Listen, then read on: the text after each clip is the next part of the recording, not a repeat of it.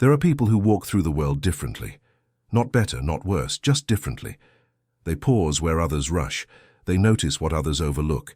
They feel the weight of moments that most people simply let pass by without a second thought. And if you've ever felt like you see something beneath the surface of everyday life, something that others seem completely blind to, then you know exactly what I'm talking about. You know that strange feeling of being surrounded by people, yet somehow standing alone in your perception of reality. This isn't about being special. It's about being awake in a world that prefers to sleep. Martin Heidegger, one of the most profound philosophers of the 20th century, spent his entire life exploring a question that most people never even think to ask. What does it mean to truly exist? Not just to be alive, not just to breathe and move through days, but to exist with full awareness of the mystery of being itself. And what he discovered was both beautiful and terrifying. He found that most human beings live in what he called forgetfulness of being. They move through life as if reality were obvious, as if the world were simply a collection of objects to use, problems to solve, goals to achieve. They never stop to wonder at the sheer strangeness of existence itself. They never ask why there is something rather than nothing. They never pause to feel the profound mystery that pulses beneath every ordinary moment. But some people do. Some people wake up to what Heidegger called the question of being. And once you wake up to it, once you truly see it, you can never go back to sleep. You can never again pretend that life is simple, that reality is obvious, that meaning is something given to you rather than something you must create, discover, or allow to reveal itself. This awakening, this shift in perception, changes everything. And it comes with a price that nobody warns you about. Because here's the paradox. The deeper you see into the nature of existence, the more isolated you become from those who live on the surface. The more awake you are, the more you realize how deeply asleep the world around you has chosen to be. And the more you try to share what you see, the more you discover that most people don't want to see it at all. They're not ready. They're not interested. And sometimes they're even hostile to the very idea that there might be more to reality than what appears on the surface of their daily routines. Heidegger understood this loneliness. He understood that authentic existence, what he called Dasein, requires a confrontation with truths that most people spend their entire lives avoiding. The truth of mortality, the truth of meaninglessness, the truth that we are thrown into existence without instruction, without guarantee, without any cosmic assurance that our lives matter in any ultimate sense. Most people build elaborate structures to avoid these truths. They fill their lives with distractions, with noise, with constant activity and entertainment. They define themselves through their careers, their possessions, their social status, their relationships. They lose themselves in das Man, the they-self, the anonymous crowd consciousness that tells them how to think, what to value, who to be. And in this way they avoid the confrontation with their own existence. They avoid the anxiety that comes with authentic freedom. They avoid the responsibility of creating their own meaning in a universe that offers no inherent purpose. But you can't do that. If you're reading this, if these words resonate with something deep inside you, then you've already crossed a threshold that can never be uncrossed. You've already glimpsed the abyss beneath the everyday world. You've already felt the weight of your own freedom, the burden of your own consciousness, the strange and terrible beauty of existing as a being who can question their own being. And once you've felt that, once you've truly felt it, there's no going back to the comfortable sleep of unconscious existence. Let me tell you what spiritually awakened people see that others can't. Or perhaps what they see that others refuse to see, because the seeing itself demands too much courage, too much honesty, too much willingness to stand alone in the truth. They see that most of human life is lived in bad faith. They see people making choices while pretending they have no choice.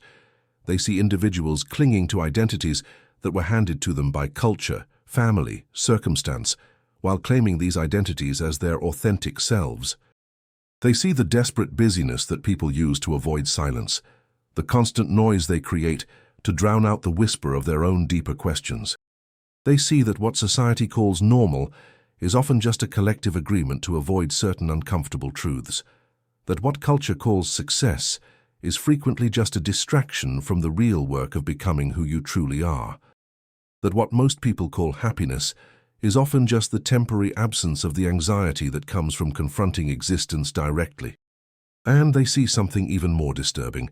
They see that most people are terrified of freedom, genuinely terrified, because freedom is not just the ability to choose what you want.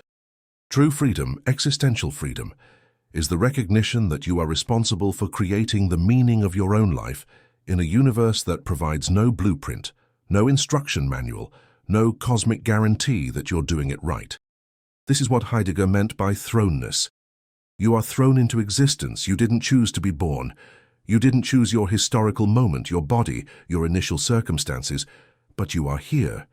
And now you must choose what to make of it all. You must choose how to exist. And there is no authority, no God, no cosmic force that will tell you whether you've chosen correctly.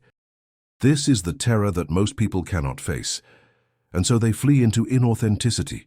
They flee into the comfortable certainty of following the crowd, adopting pre-packaged meanings, living according to scripts written by others. But you can't flee, not anymore. Because you've seen too much, you've felt too deeply, you've awakened to the strange and beautiful and terrifying truth of your own existence. And this seeing, this awakening, brings with it a profound loneliness. Because you start to notice how much of human interaction is performed on the surface level. How much of what people call conversation is just the exchange of clichés, the repetition of socially acceptable opinions, the careful maintenance of comfortable illusions. You start to notice how rarely people speak from the depth of their actual experience. How rarely they allow themselves to be truly vulnerable, truly honest, truly present. You want to talk about the mystery of existence.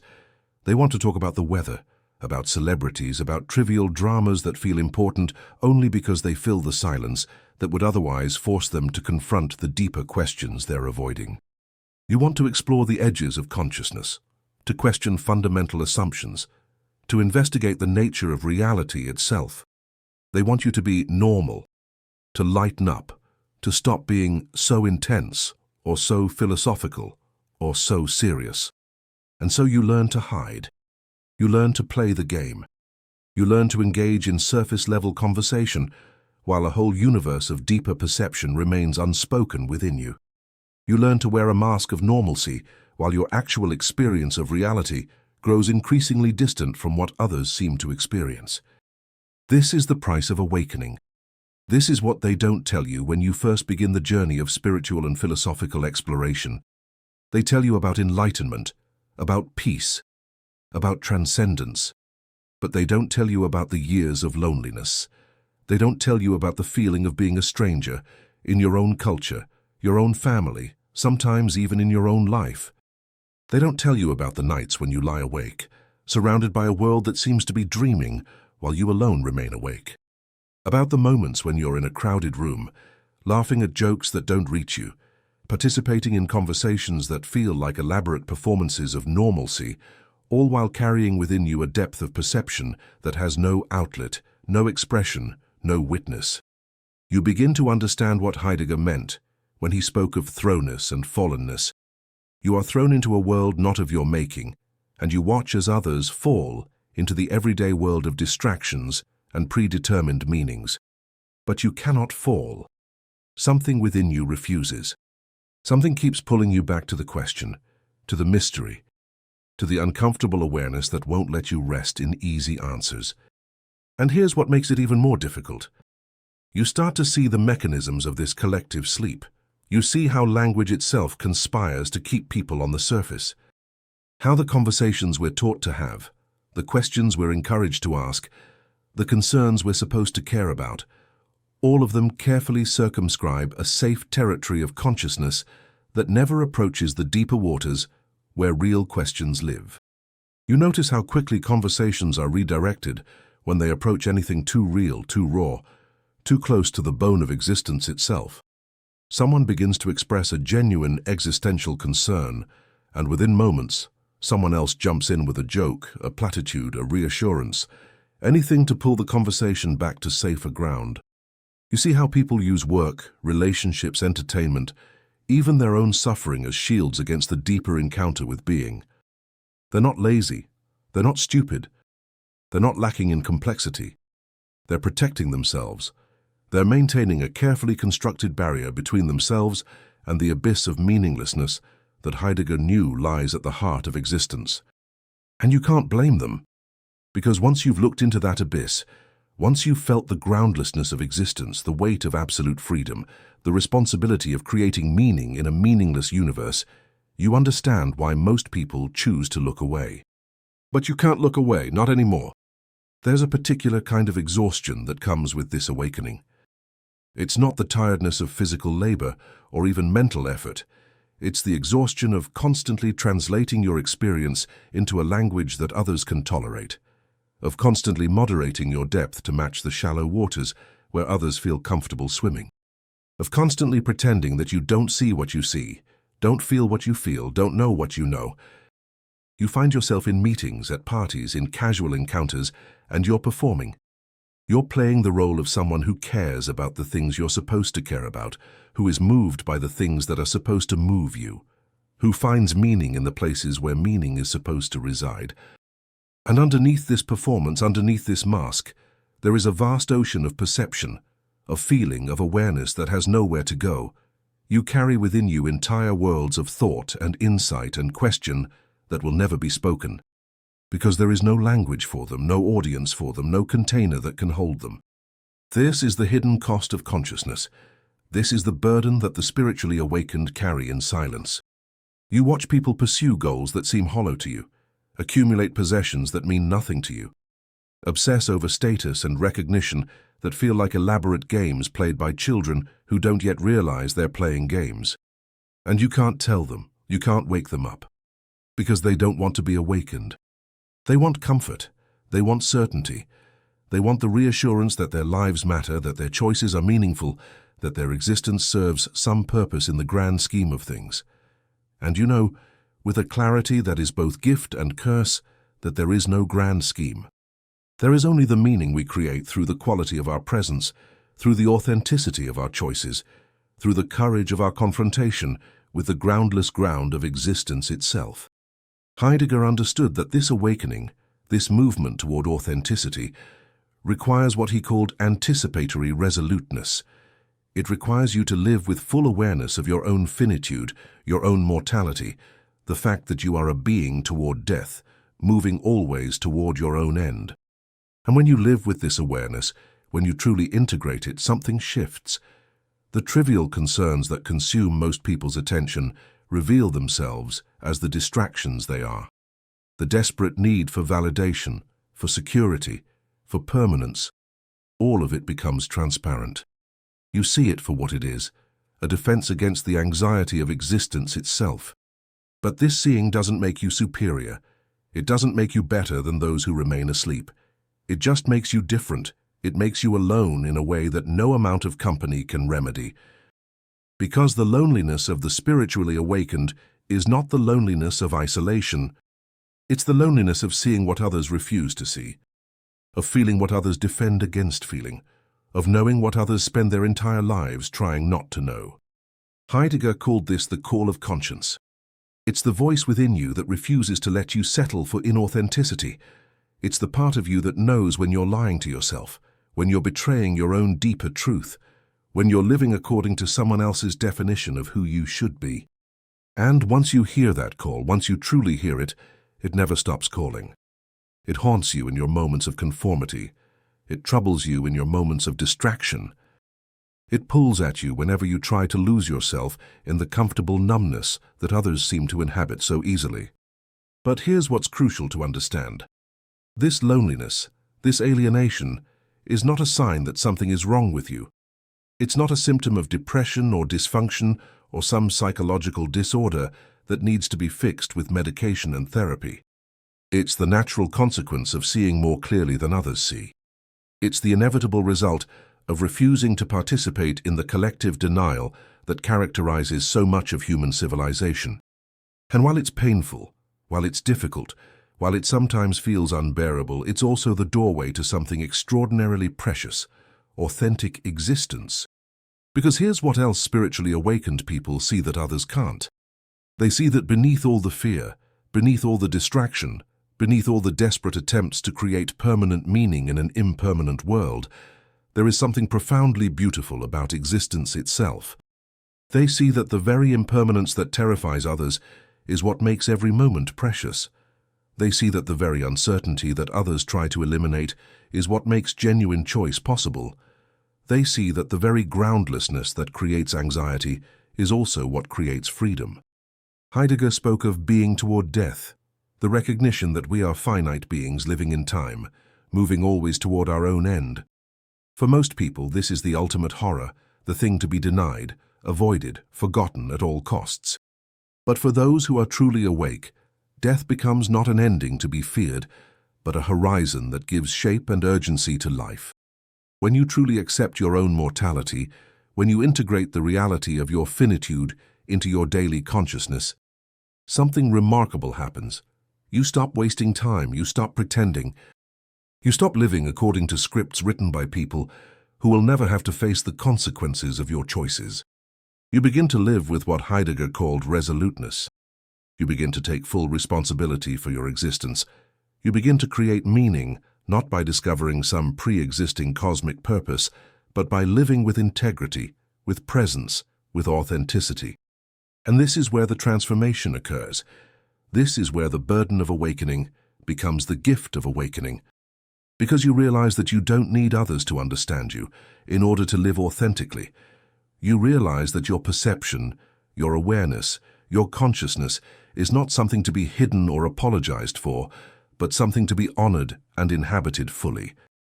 You realize that loneliness is not the same as isolation, that you can be alone without being lonely, that in fact true solitude, chosen solitude, becomes a source of strength rather than suffering. You learn to find companionship not in the masses who live on the surface, but in the rare individuals who have also awakened, who also see, who also carry the beautiful burden of consciousness. And when you find these people, these fellow travelers on the path of authentic existence, the connection you experience with them is deeper, truer, more real than anything you ever experienced in your old life of surface-level socializing. You learn to find wisdom not in the popular philosophies and spiritual platitudes that comfort the masses, but in the challenging, demanding, uncompromising thinkers who refuse to offer easy answers. You find Heidegger. You find Kierkegaard. You find Nietzsche. You find the mystics and the existentialists and the phenomenologists who dedicated their lives to exploring the depths that others fear to approach.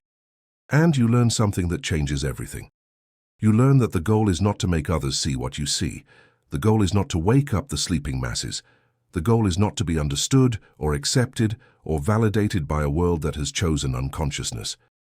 The goal is simply to exist authentically, to live from your own deepest truth, to honor the mystery of being by being fully present to it, even when that presence brings discomfort, uncertainty, anxiety. Heidegger wrote about Gelassenheit, a German word that's difficult to translate, but roughly means letting be or releasement. It's the practice of allowing things to be as they are, rather than constantly trying to control, manipulate, or reshape reality according to your preferences. This is the ultimate wisdom of spiritual awakening. Not the ability to see more, but the ability to see clearly and then release the need to do anything with what you see. Not the power to change others, but the grace to accept them as they are, while remaining true to yourself. You see the suffering of the world, but you don't take it all upon yourself to fix. You see the blindness of others, but you don't exhaust yourself trying to open their eyes. You see the shallow pursuits that consume most of human life, but you don't judge those who find meaning in them. You simply exist, authentically, fully, with open awareness of the mystery that surrounds and pervades all things. And in that existence, you discover something that the merely happy people never discover. You discover that peace is not the absence of anxiety, but the courage to be anxious without fleeing into distraction.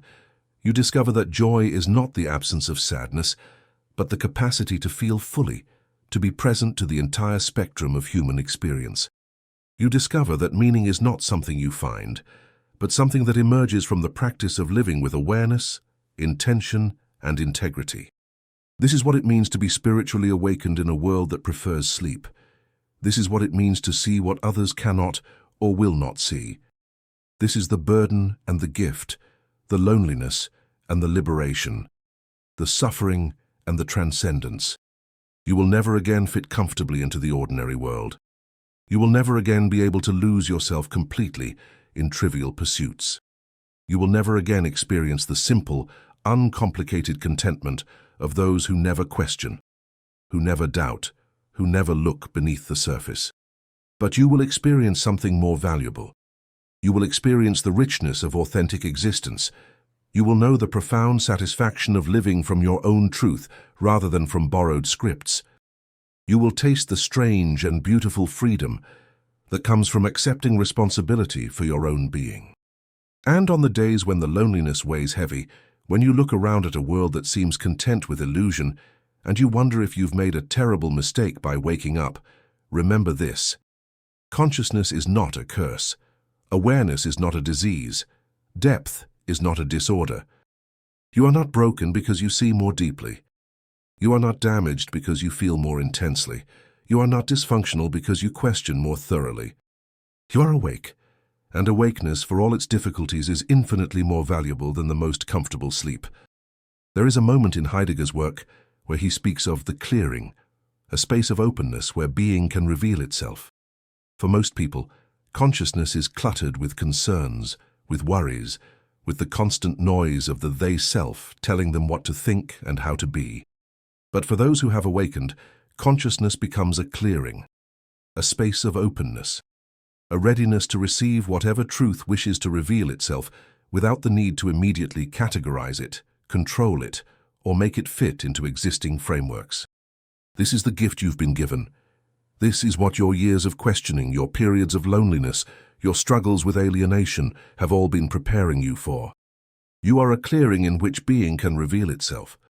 You are a consciousness that has been purified through suffering into something that can perceive more clearly, feel more deeply, exist more authentically than those who have never undertaken this difficult journey. And while others may not understand you, while they may call you strange or intense or difficult, while they may back away from the depth of your presence, none of that diminishes the value of what you carry. You carry awareness, you carry presence, you carry the courage to confront existence directly, rather than through the comfortable filters of cultural conditioning and collective denial. This is your path, this is your truth, this is your gift to a world that doesn't yet know it needs what you have to offer. So walk it with dignity, walk it with grace, walk it with the quiet confidence of someone who has seen through the illusions and chosen authenticity anyway, despite the cost. Because in the end, when you look back on your life from whatever vantage point awaits us all beyond this existence, you will not regret the loneliness. You will not regret the alienation. You will not regret the difficult path of consciousness. You will only regret the moments when you betrayed your own deeper seeing to fit in with those who chose not to see. You will only regret the times when you dimmed your own light to make others more comfortable with their darkness. You will only regret the instances when you knew your truth but spoke someone else's words instead. So speak your truth, live your truth, be your truth. Not arrogantly, not with a need to be right or superior, but simply, honestly, authentically. Be the clearing where being reveals itself. Be the consciousness that dares to ask the questions others avoid. Be the presence that refuses to accept comfortable illusions in place of difficult truths. This is what spiritually awakened people see that others can't. They see that the price of awareness is worth paying. They see that authentic existence, for all its challenges, is infinitely preferable to inauthentic comfort. They see that the mystery of being is not something to be solved, but something to be honored, contemplated, lived. And they see that in the end, we each walk this path alone. But in that solitude we discover something that the crowd can never offer, the profound intimacy of being fully, honestly, courageously ourselves. The world will continue sleeping. The masses will continue fleeing into distraction. Culture will continue offering comfortable lies in place of uncomfortable truths. And you will continue walking your path, seeing what they cannot see, feeling what they dare not feel, knowing what they refuse to know. And that is exactly as it should be. That is your purpose, that is your gift, that is your truth. Be awake, be aware, be authentic. Be the clearing where mystery reveals itself. Be the consciousness that refuses to settle for anything less than what is real. This is the path, this is the way. This is what it means to exist fully in a world that prefers to merely survive. Walk it with courage. Walk it with grace. Walk it knowing that every step, every struggle, every lonely moment of clarity is worth it, because you are living from truth rather than from fear. And in that living, you honor not just yourself, but the very mystery of existence itself.